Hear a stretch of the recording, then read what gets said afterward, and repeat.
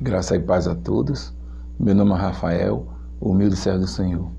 Gostaria de ler com vocês João, capítulo 19, versículo 30.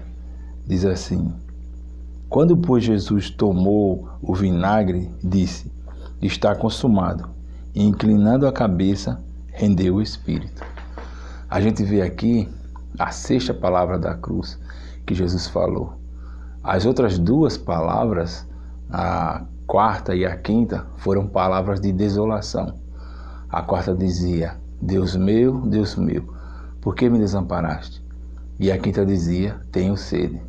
Mas a gente vê aqui uma palavra de júbilo, um grito de júbilo que Jesus dá, né? Ele fala: está consumado. Quando Jesus diz isso, ele está dizendo que agora o seu sofrimento acabou. A nossa redenção agora já tinha se completado. O cálice que ele tinha para beber já tinha bebido. As trevas agora já tinham passado. Ele já tinha pago agora toda a nossa dívida, que era contra nós, essas dívidas. Jesus agora já tinha pago. E ele sofreu tudo aquilo. E aqui também estava dizendo que o seu sofrimento também tinha passado, porque ele sofreu nas mãos do homem, sofreu nas mãos do diabo e até nas mãos de Deus na cruz. Então a gente vê que o seu sofrimento agora tinha passado. E a Bíblia diz, lá em Isaías, que ele era um homem de dores. Diz assim, Isaías 53:3 diz assim: era desprezado e o mais rejeitado entre os homens, homem de dores e sabe o que é padecer. Então aqui, com esse grito de júbilo, ele diz que seu sofrimento está acabado e que ele já completou aquilo que ele veio fazer aqui na terra. A obra da redenção agora já estava completa, já estava terminada, já estava concluída. Então ele agora podia gritar: está consumado. E em Lucas, a gente vê Lucas capítulo 19, versículo 10, diz assim: porque o Filho do Homem veio buscar e salvar o perdido. Agora já tinha completado a redenção, a salvação, o que ele vinha fazer na cruz, o objetivo da vinda dele, da encarnação, já tinha sido cumprida. E aí, ele, como diz aqui, porque o Filho do Homem veio buscar e salvar o perdido. Na cruz ele pôde agora salvar o perdido. Ele veio completar a obra da redenção, que era morrer na cruz. E aí ele dá esse brado de vitória: está consumado. Então Jesus, ele teve que morrer no nosso lugar para cumprir toda a lei. E a sua morte, essa morte maravilhosa, ela nos trouxe vida, porque a morte de Jesus trouxe vida a cada ser humano. Porque basta apenas você acreditar, você receber o fato de Jesus ter morrido na cruz por você, e aí você terá a salvação. Porque é esse o objetivo da morte de Jesus: trazer vida para o homem. E em Romanos ainda, diz assim, Romanos 8, versículo 34, diz assim: quem os condenará? É Cristo Jesus quem morreu, ou antes, quem ressuscitou, o qual está à direita de Deus e também intercede por nós.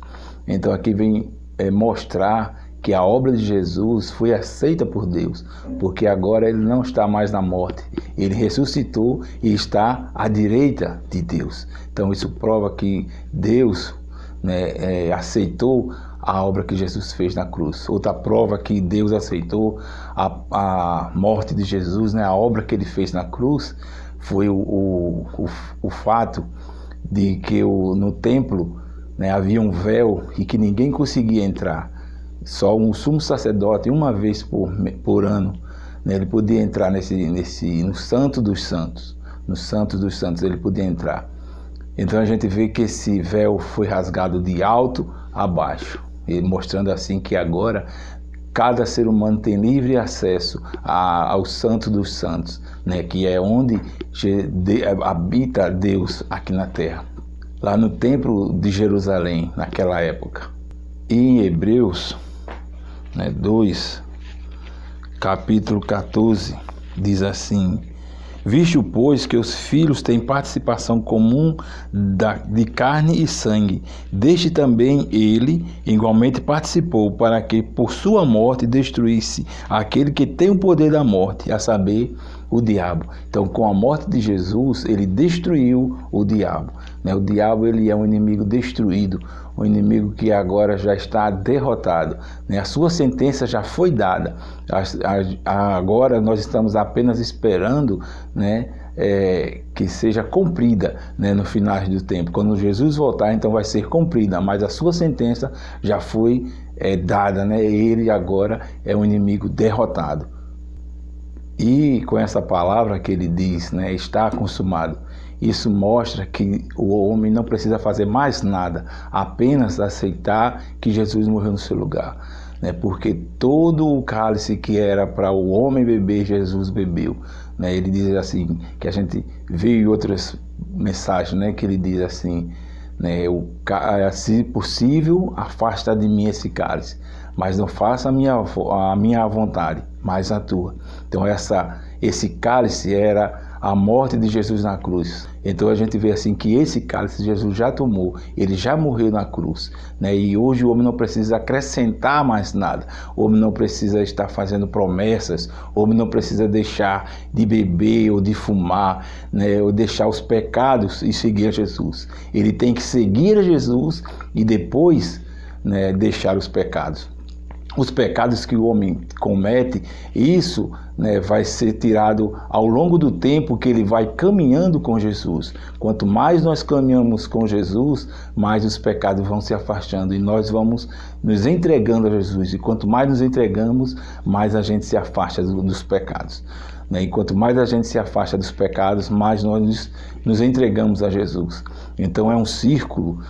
Então o homem ele não precisa fazer mais nada para receber a salvação. O que ele tem que fazer é apenas aceitar Jesus como seu único Salvador. E aí ele vai ter essa vida de Jesus dentro de si. E a sua mudança vai ocorrer na medida em que ele vai andando com Jesus. Então, quanto mais nós andamos com Jesus, mais nós vamos ser transformados. E você que quer ter essa vida com Jesus, entregue-se a Ele, vá até Jesus.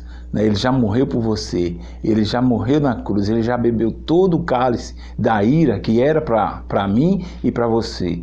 E Ele diz hoje, está consumado. Creia nessa palavra, receba Jesus como seu único Salvador e você terá tudo aquilo que Jesus tem prometido em sua palavra. Deus te abençoe.